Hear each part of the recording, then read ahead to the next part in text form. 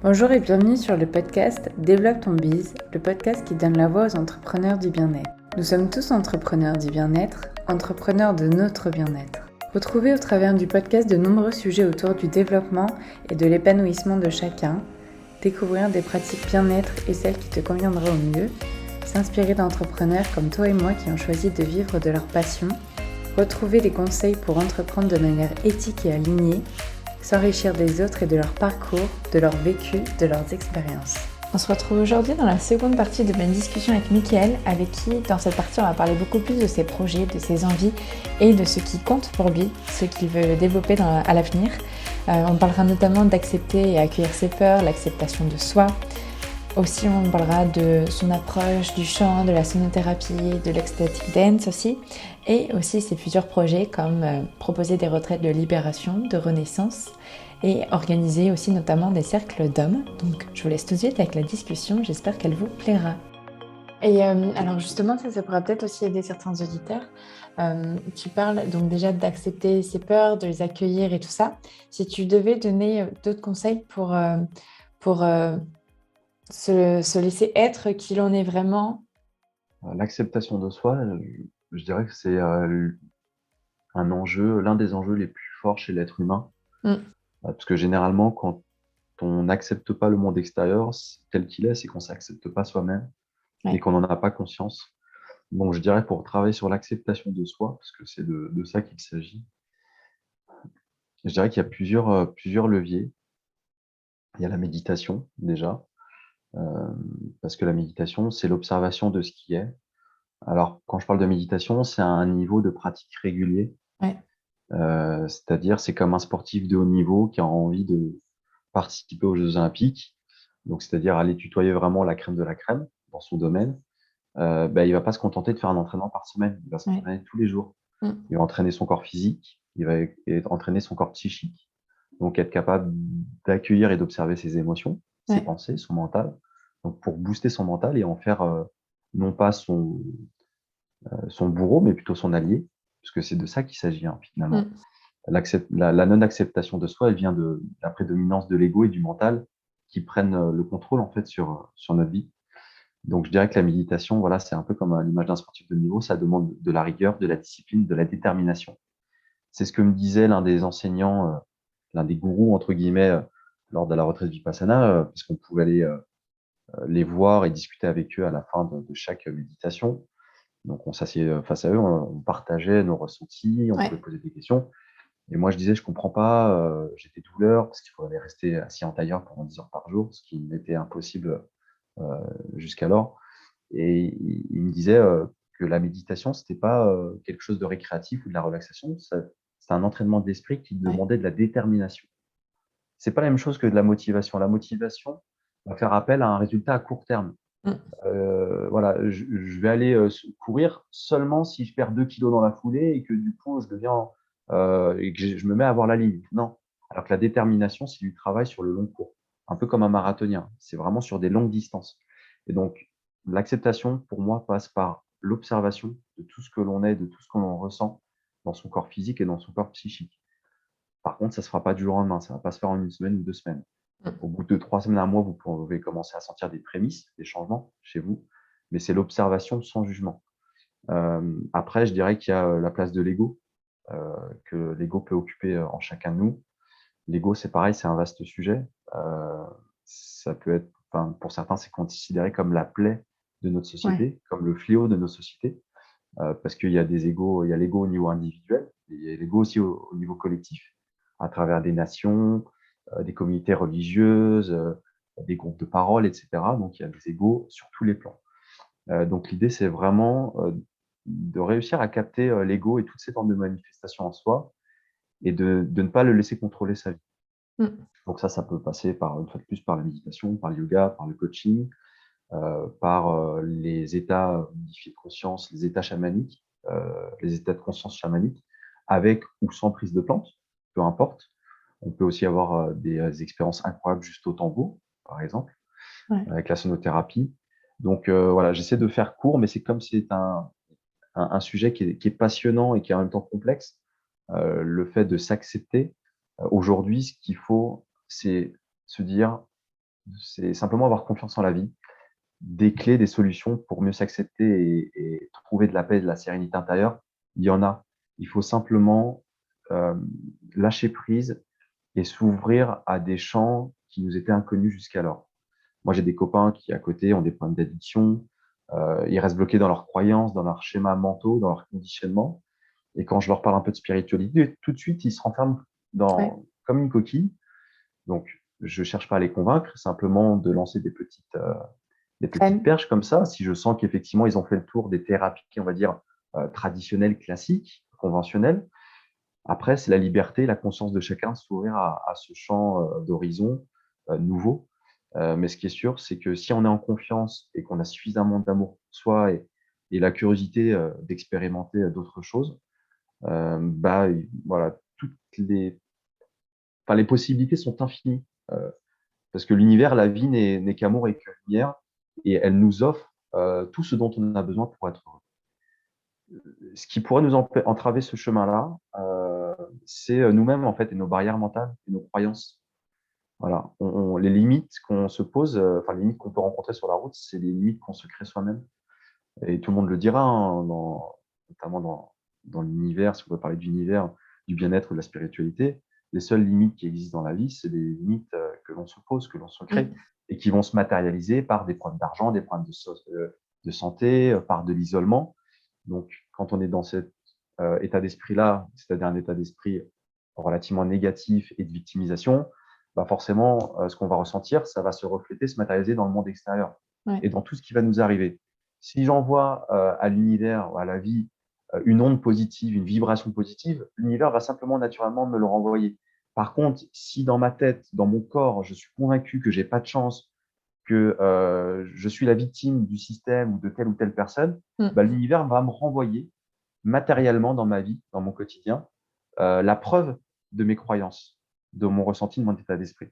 Donc c'est aussi simple que ça. Alors c'est simple, c'est complexe en même temps, mais il faut se dire que la vie est suffisamment bien faite.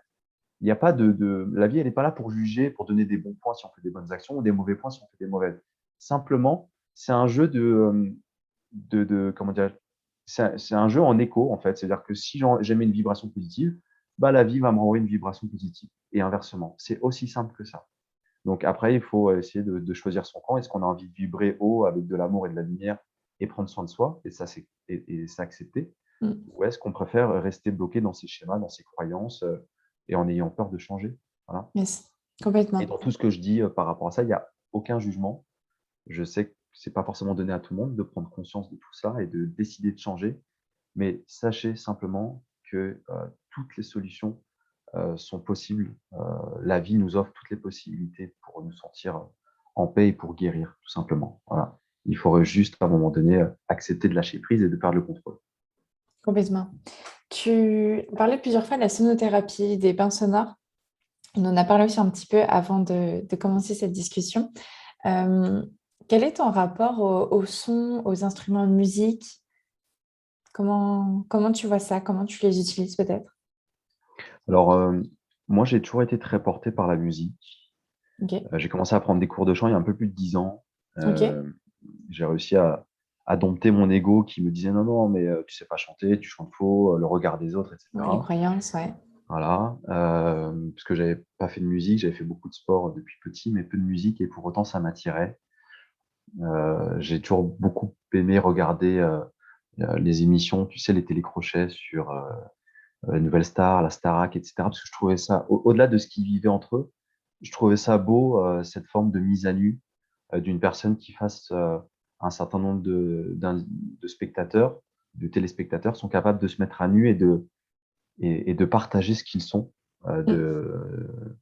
ouais, de se mettre à nu, de montrer leur âme, leur conscience et de chanter. Parce que pour moi, les sons, les vibrations, c'est que de l'énergie, c'est de l'énergie lumineuse, c'est de l'énergie positive.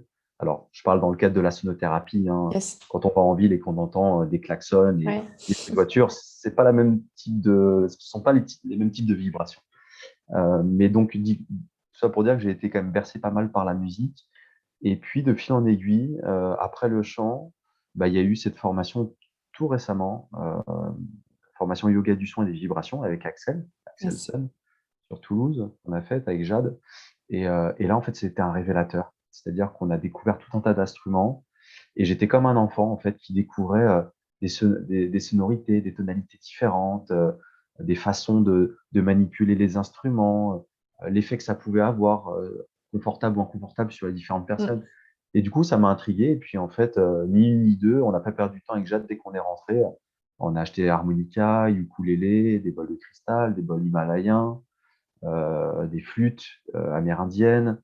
Là, on va acquérir un harmonium. Et puis, on se met tous les deux à chanter le soir. C'est-à-dire qu'avant, on regardait souvent Netflix.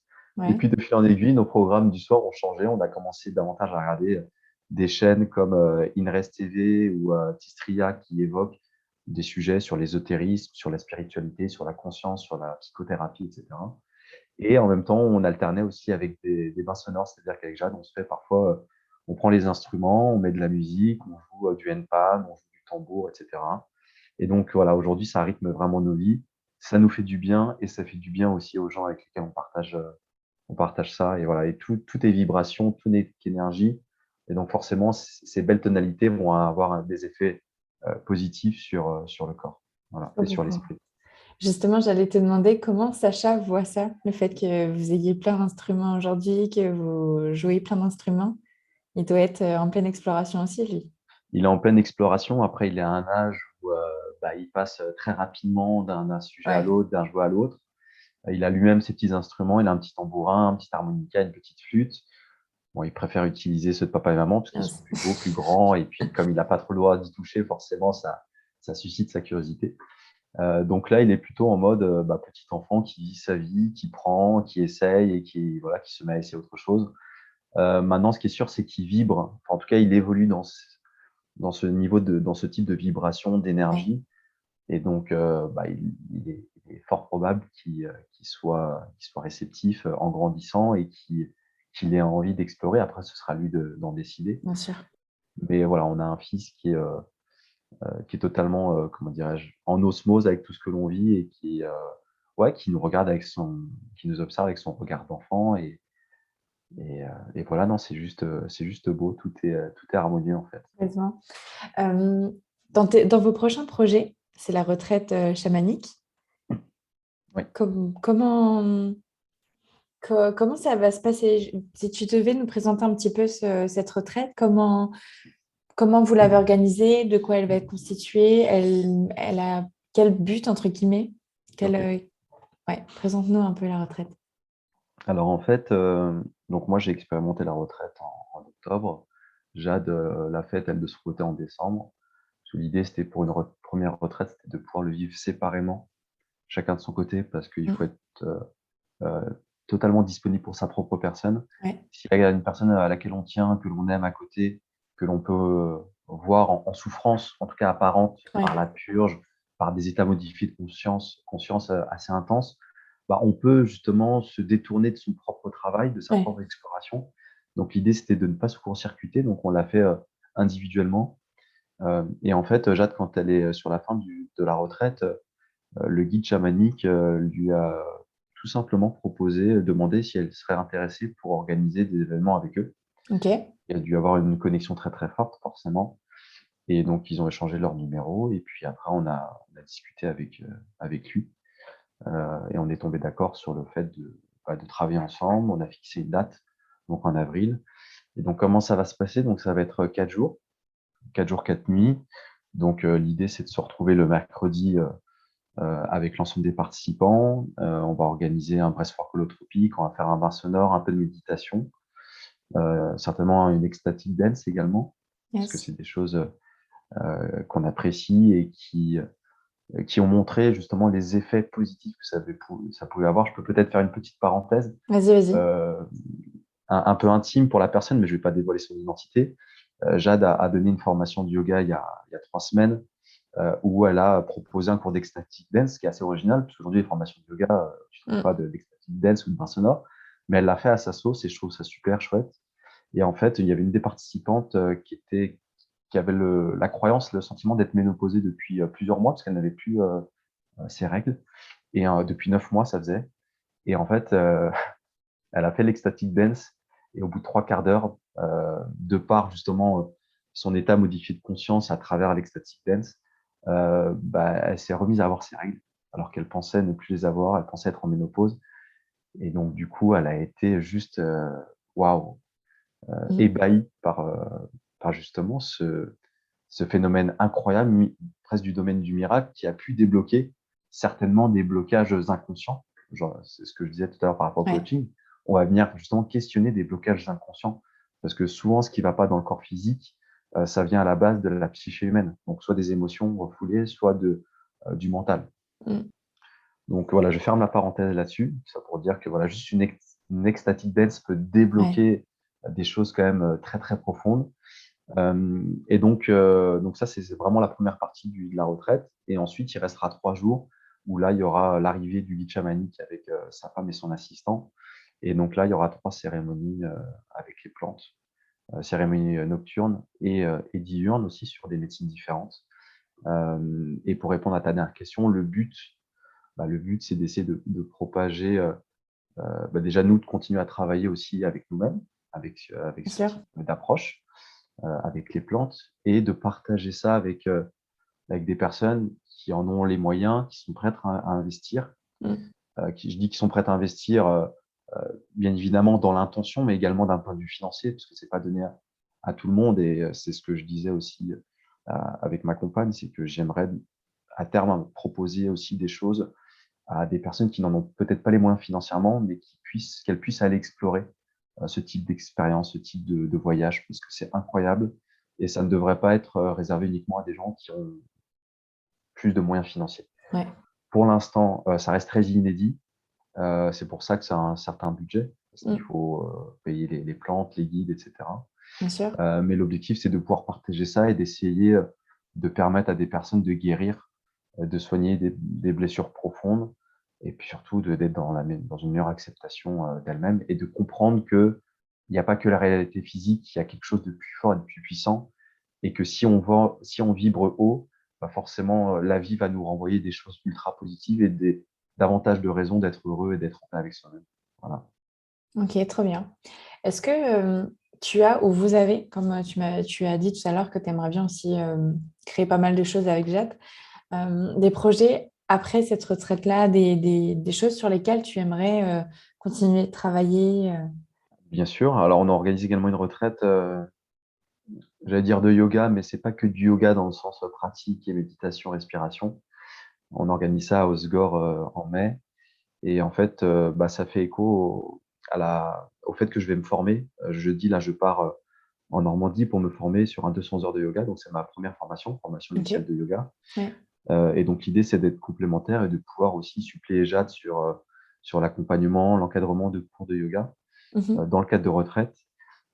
Et donc, ce qui nous tient aujourd'hui à cœur, c'est de proposer des retraites, non pas de yoga uniquement, mais des retraites de libération, de renaissance, quels que soient les termes qu'on peut mettre dessus, mais permettre à des gens de vivre des expériences, des voyages juste incroyables et de se reconnecter à soi.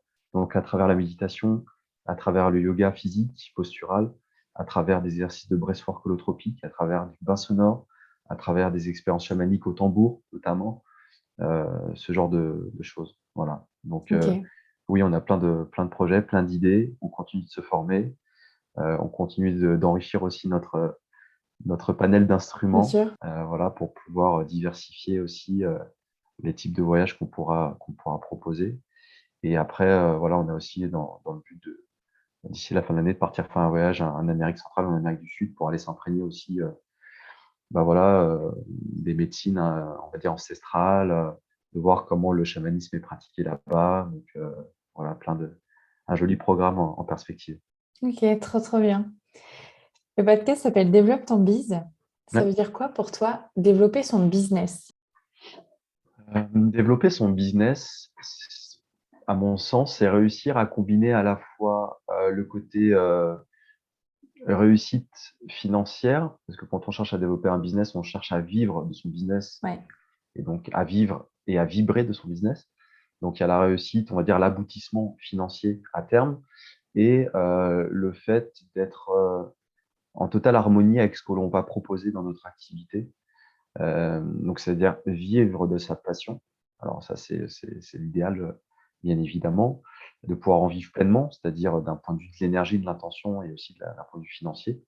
Donc développer son business, c'est ça pour moi, c'est, aller sur un chemin qui nous appelle, qui nous paraît, juste et en lien avec, nos valeurs et avec, Ouais. ce qui nous fait vibrer et de réussir en même temps à apporter justement, comme on dit, l'aspect financier, donc de pouvoir en vivre pleinement et voilà, ça c'est pour moi, c'est le top, c'est le but ultime.